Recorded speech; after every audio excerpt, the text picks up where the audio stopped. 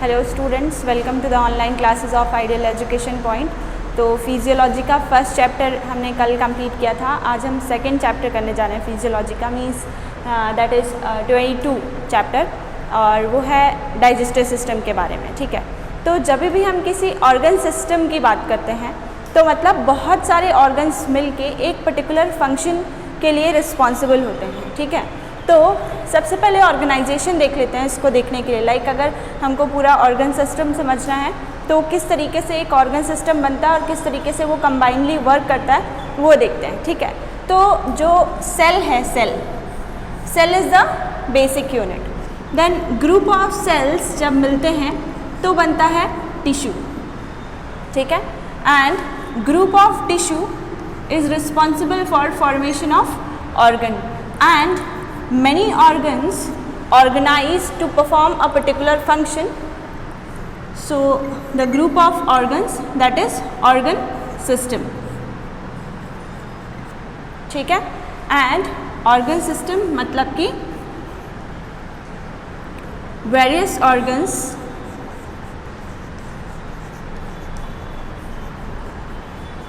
are included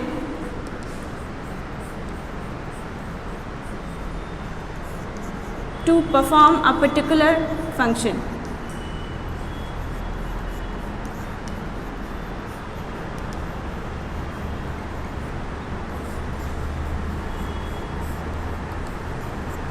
ठीक है, तो जब हम बात कर रहे हैं डाइजेस्टिव सिस्टम की, मतलब कि digestive system is responsible for the formation of digestion. Okay,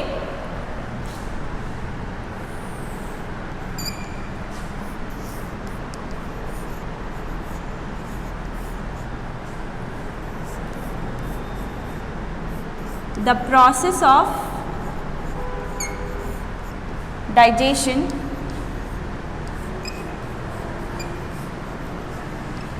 performed by digestive system.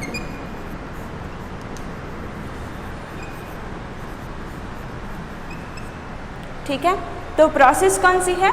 Digestion. So what is the meaning of digestion? सबसे पहले इसको समझते हैं। यहाँ लिखते हैं डेफिनेशन। इतना दिखाई दे रहा है यहाँ तक?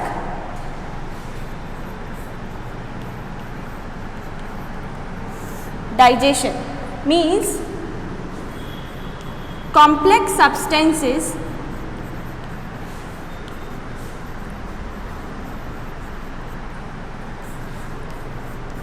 converted into their simpler form.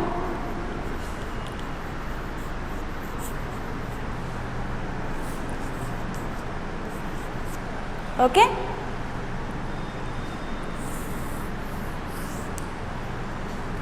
this process is known as digestion.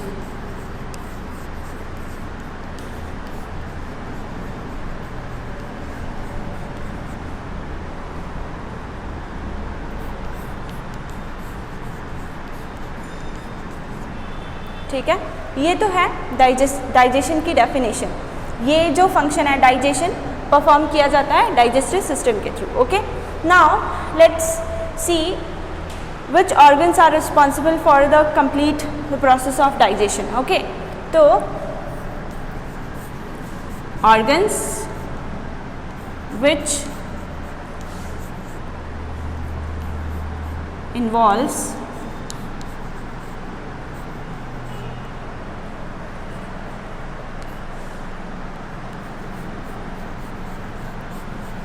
in the digestive system.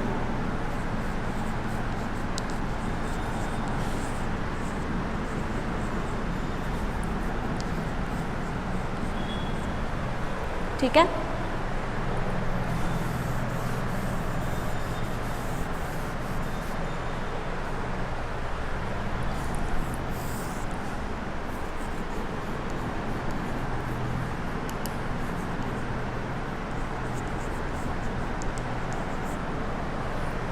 organs which involved in the digestive system are: number first, mouth.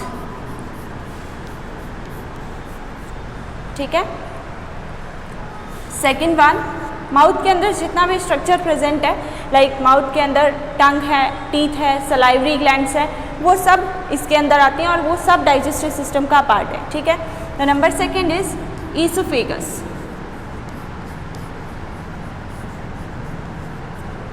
Okay, number third larynx.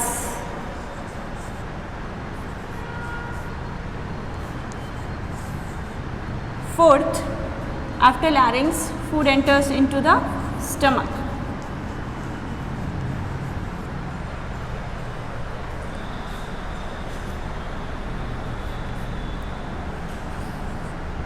Small intestine,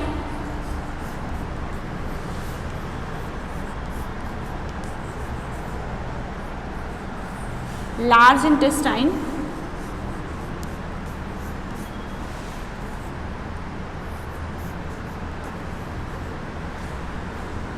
and the number 7th is rectum. Okay, ये तो हुए main organs जो कि digestive system में participate करते हैं, ठीक है। इसके अलावा कुछ एसेसरी ऑर्गन्स भी होते हैं जो कि डाइजेस्टिव सिस्टम के लिए बहुत ही इंपॉर्टेंट है, मतलब उनके बिना डाइजेशन पॉसिबल ही नहीं है, ठीक है। These organs are accessory organs,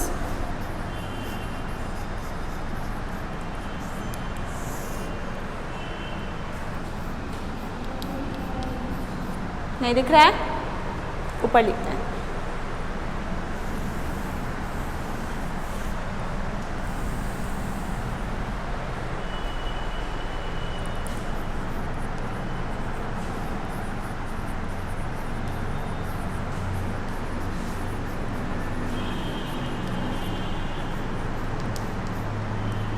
liver, pancreas and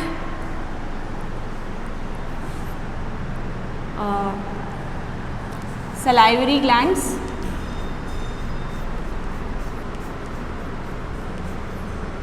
इसके अलावा गॉल ब्लैडर।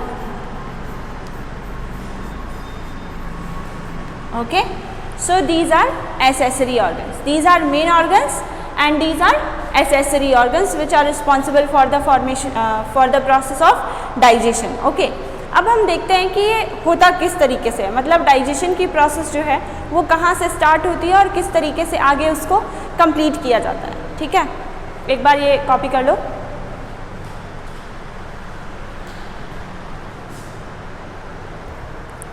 ओके, तो digestion start from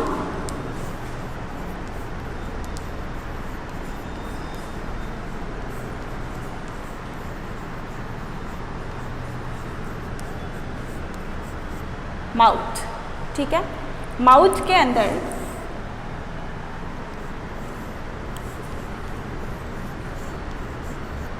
teeth present होते हैं, ठीक है। डिफरेंट टाइप के जो टीथ होते हैं उनका डिफरेंट फंक्शन होता है, ठीक है। नंबर सेकंड, टंग, ठीक है, एंड salivary gland,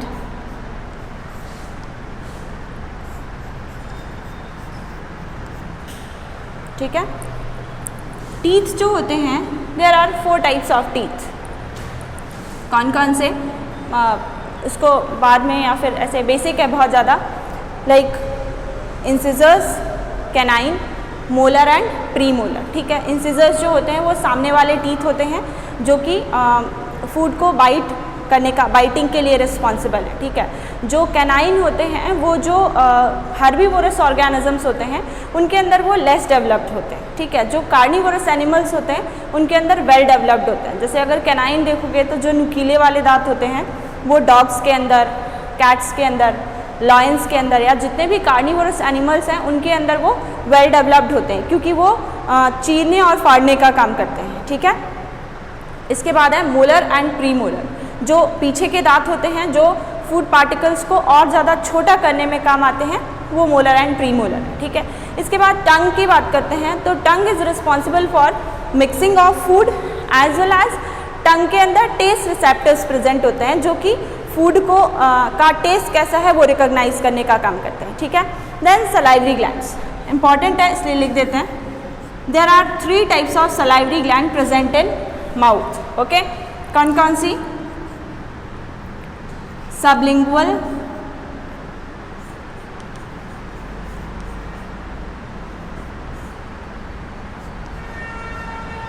सबमैंडिबुला,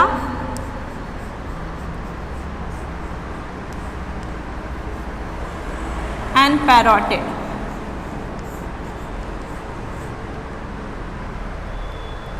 ठीक है, ये 3 सलाइवरी ग्लैंड्स हैं। Salivary gland are responsible for secretion of saliva. Saliva is responsible for the mixing and softening और smoothening of food.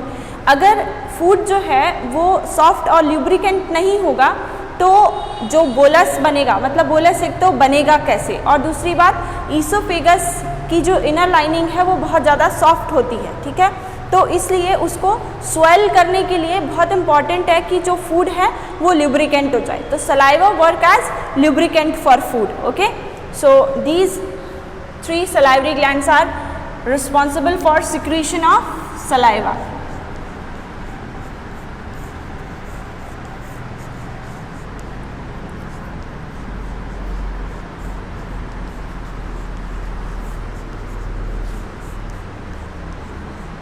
Secretion of saliva and work as lubricant.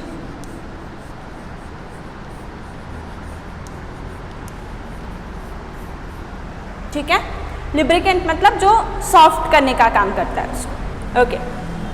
सो इसके बाद है mouth के बाद जो सेकेंड पार्ट आता है दैट इज ईसोफेगस। ईसोफेगस में कोई भी डाइजेशन नहीं होता, it's just a passing way, okay. तो जहाँ से फूड जो है वो बोलस के फॉर्म में ईसोफेगस से स्टमक के अंदर एंटर करता है, ठीक है। अभी एक चीज़ देखते हैं हम सबसे पहले कि फूड का माउथ के अंदर किस तरीके से डाइजेशन होता है, ठीक है। तो जो सलाइवा है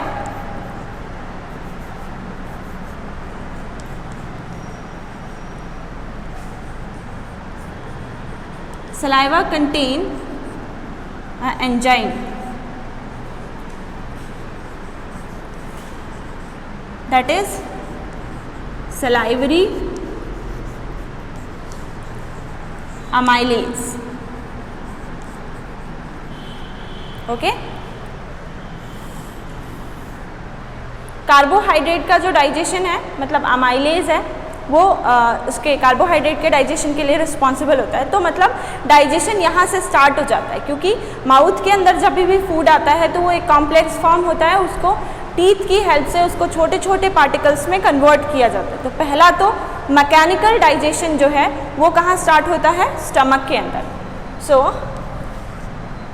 and number second most important thing, the mechanical digestion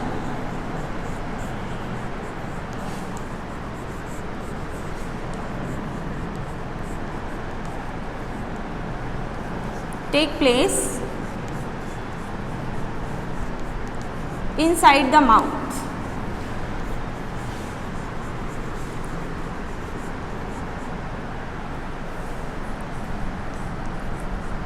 With the help of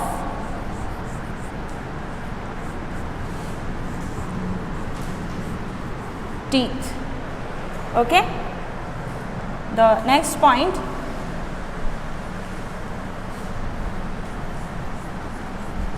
after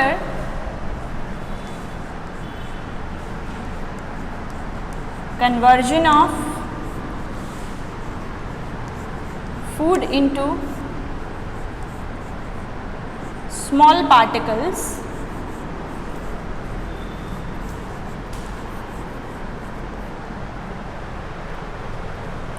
ये वाली लाइन लिखेंगे तो दिखाई देगी।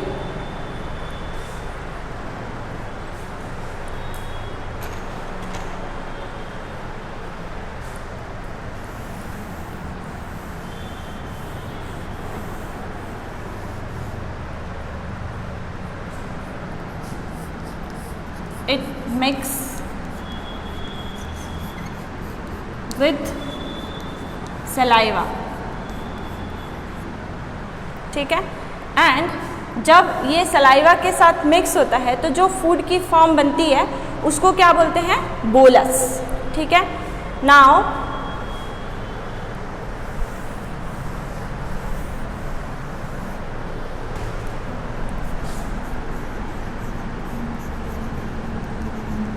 this form of food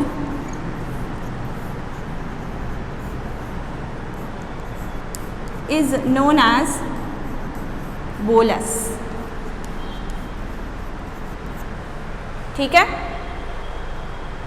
मतलब फूड पार्टिकल्स, मतलब फूड जो है उसको माउथ के अंदर लिया, देन माउथ में वो टीथ की हेल्प से छोटे छोटे पार्टिकल में कन्वर्ट हुआ और टंग एंड सलाइवा, टंग ने उसको मिक्स किया और सलाइवा के साथ मिक्स होके वो एक सेमी सॉलिड लिक्विड में कन्वर्ट हुआ, उसको हमने क्या बोला? बोलस, ठीक है। बोलस जो है वो हम स्वेल करते हैं और ईसोफेगस के थ्रू एंटर होता है स्टमक में, ठीक है। So the next one is, mouth का समझ में आ गया, आगे देखते हैं oesophagus.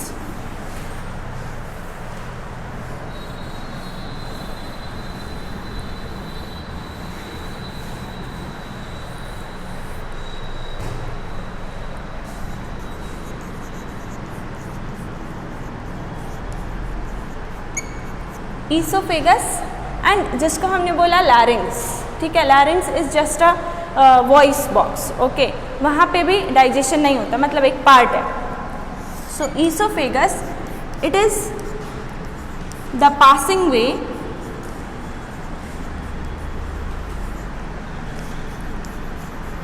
Way of food from mouth to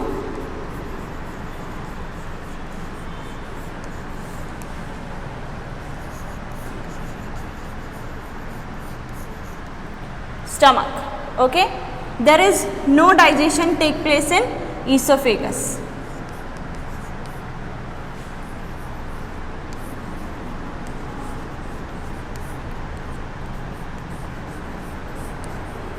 There is no digestion takes place in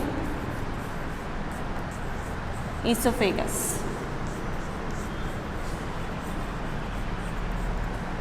Okay. अब जब फूड एंटर करता है स्टमक के अंदर, ठीक है, तो स्टमक के अंदर एक बहुत ही इम्पॉर्टेंट प्रोसेस होती है। वैसे स्टमक की इनर लाइनिंग के बारे में भी बात करेंगे, लेकिन उससे पहले हम बात करते हैं कि मैकेनिज्म क्या होती है।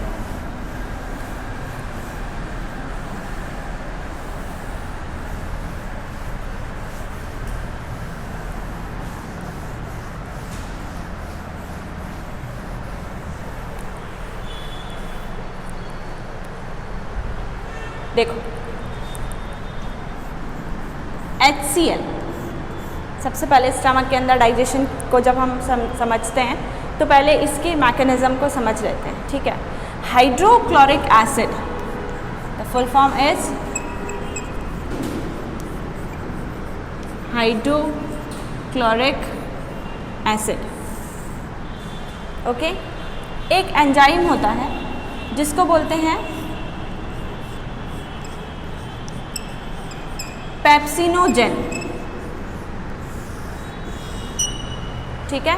पेप्सिनोजेन एक एंजाइम है जो कि एक इनएक्टिव फॉर्म है एंजाइम की, it is an inactive form.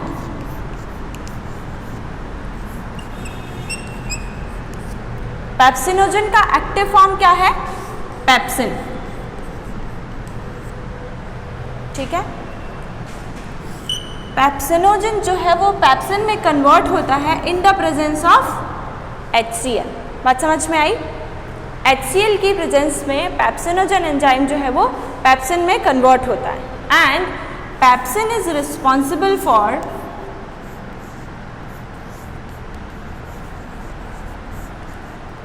Digestion of protein. मतलब कि ये क्या है? एक तरीके से प्रोटीएज है। Protease is the enzyme which is responsible for the digestion of protein.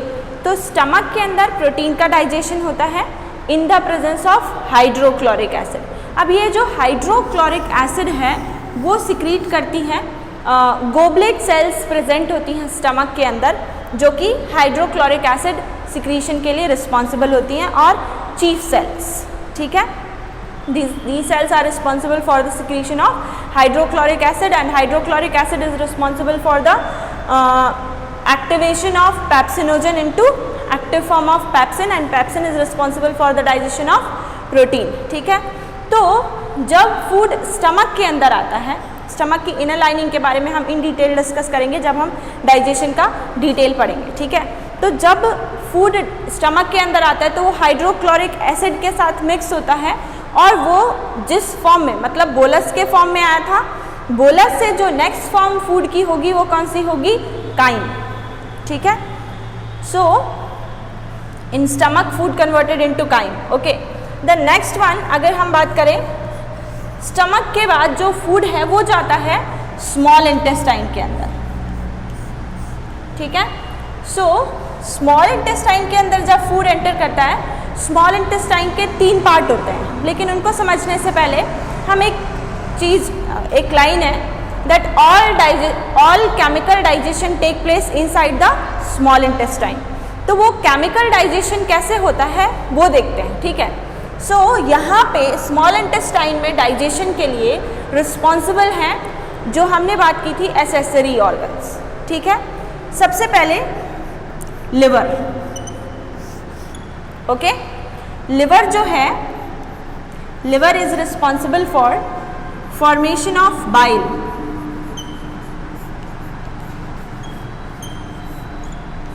Liver is responsible for formation of bile, okay. अभी बाइल का क्या फंक्शन है, बाइल जो है, bile is responsible for emulsification of fat, ठीक है। Liver इस bile juice को बनाता है, लिवर से एक डक्ट ओरिजिनेट होती है जिसको बोलते हैं बाइल डक्ट, ठीक है। और लिवर के जस्ट नीचे एक ऐसे पाउच लाइक स्ट्रक्चर होता है जिसको बोलते हैं गॉल ब्लैडर, ठीक है। This is liver, this is gall bladder, okay. Liver is responsible for formation of bile and gall bladder is responsible for storage of bile, ठीक है। देन गॉल ब्लैडर से जो बाइल जूस है वो enter करता है स्मॉल इंटेस्टाइन के अंदर। बात समझ में आई? ये यहाँ नहीं होती है डक्ट, सॉरी, ये डक्ट जो है वो बाइल को गॉल ब्लैडर से स्मॉल इंटेस्टाइन तक ले जाने का काम करती है, ओके। इसके अलावा एक स्ट्रक्चर होता है दैट इज पैनक्रियास, ठीक है। What is this? पैनक्रियास,